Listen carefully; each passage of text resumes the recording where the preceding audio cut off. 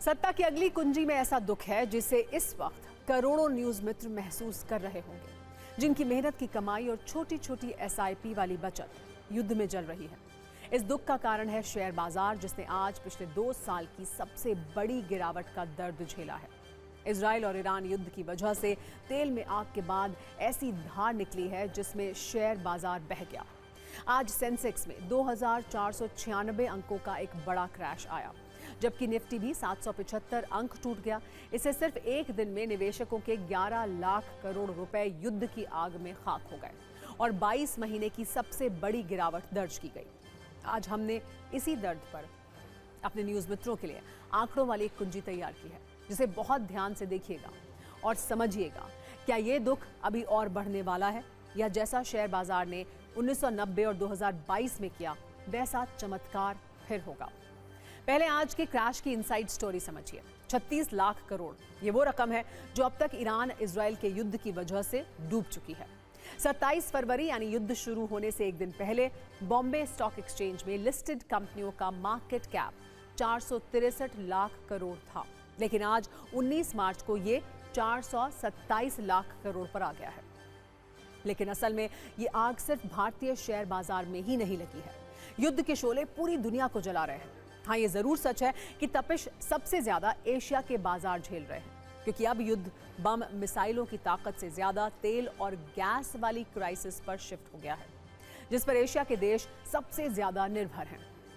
आज भारत में एक दिन में सेंसेक्स 3.26% तक गिर गया।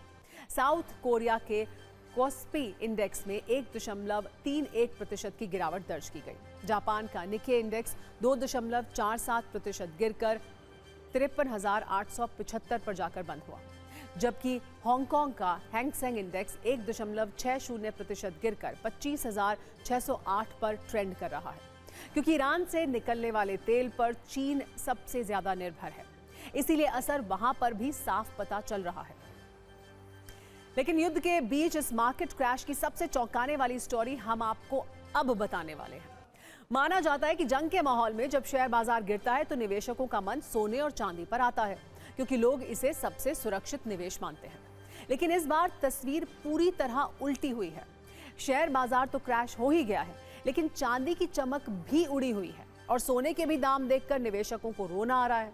आज सिर्फ एक दिन में चांदी 16,500 रुपए सस्ती हो गई, जबकि सोना भी एक दिन में 6,000 रुपए गिर गया है, जो आम तौर पर नहीं होता। सिर्फ चांदी की अगर बात करें तो 49 दिन में चांदी करीब 1.5 लाख रुपए तक सस्ती हुई है।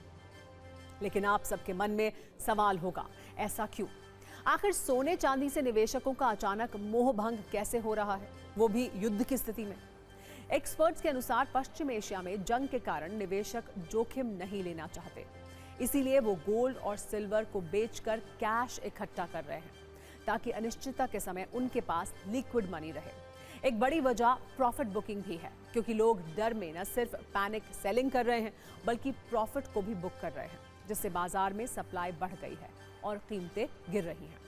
यानी पिक्चर क्लियर है, ईरान इजराइल युद्ध ने मार्केट का पूरा गणित बिगाड़ दिया है, जिसमें आमतौर पर यह कहा जाता है कि जब शेयर बाजार गिरेगा तो सोने चांदी के दाम बढ़ेंगे। सवाल यह है कि क्या ये ट्रेंड भी टूट गया है? इजराइल ने एक ईरान की ऑयल गैस फील्ड पर हमला कर दिया, तो इसीलिए अभी तक तो लड़ाई सिर्फ उनकी एक न्यूक्लियर वेपन्स या बैलिस्टिक मिसाइल के ऊपर जा रही थी। अब उन्होंने तेल के दाम उसमें लगा, तो एक दिन में तेल एकदम से 10% बढ़कर 111 लेवल पे आ गया। और जैसे सबको पता है, देश का तो 85% हम तेल इंपोर्ट करते हैं, तो हाँ, दिक्कत हमारे लिए ज़्यादा होगी इकोनॉमी की तरफ से और कंपनियों की जो इस्तेमाल करते हैं तेल का। तो इसलिए मार्केट में आज भयंकर गिरावट, इंडियन मार्केट, बट ये खाली इंडियन मार्केट की बात नहीं है, सभी वर्ल्ड के सभी मार्केट्स में ये आज दबाव दिख रहा है। तो निवेशक होने के नाते आपको अब क्या करना चाहिए? आपको पहली चीज़ है कि पैनिक नहीं करना चाहिए, क्योंकि ये वॉर जो भी होता है ये सब एक लिमिटेड टाइम के लिए होता है, उसके बाद सेटल हो जाता है। रशिया यूक्रेन वॉर की बात 140 तक गई थी तेल की दाम, मगर मार्केट 2-3 महीने में सेटल हो गई थी। तो यहाँ पर भी वैसा ही होगा। तो जल्दबाजी करके कोई बेचने की जरूरत नहीं है। इनफैक्ट मैं कहूँगा कि जो पोर्टफोलियो आपने बनाई थी ये वॉर की शुरुआत के पहले, जो आपके लॉन्ग टर्म गोल्स के लिए आपने निवेश किया था, कुछ इक्विटी में, कुछ गोल्ड में, कुछ चांदी में, कुछ या लार्ज कैप मिड कैप, ऐसा जो भी आपने किया था उसी हिसाब से थोड़ा थोड़ा उसी प्रपोर्शन में आप खरीदते रहिए, क्योंकि ऐसा मौका वापस नहीं आएगा, ऐसे गिरावट, क्योंकि इसका अल्टीमेटली लॉन्ग टर्म देश के भविष्य से कुछ लेना देना नहीं है। देश की भविष्य वापस ट्रैक पर आ जाएगी इसके बाद। अब ये एक डरा हुआ माहौल है, और जैसे कहते हैं ना, डर के आगे जीत होता है। तो आप धीरे धीरे करके, और भी गिरावट थोड़ी आ सकती है, पर धीरे धीरे खरीदारी करते रहेंगे, तो जब पलटेगी मार्केट वॉर के खत्म होने पर, तब आपको फायदा भरपूर होगा।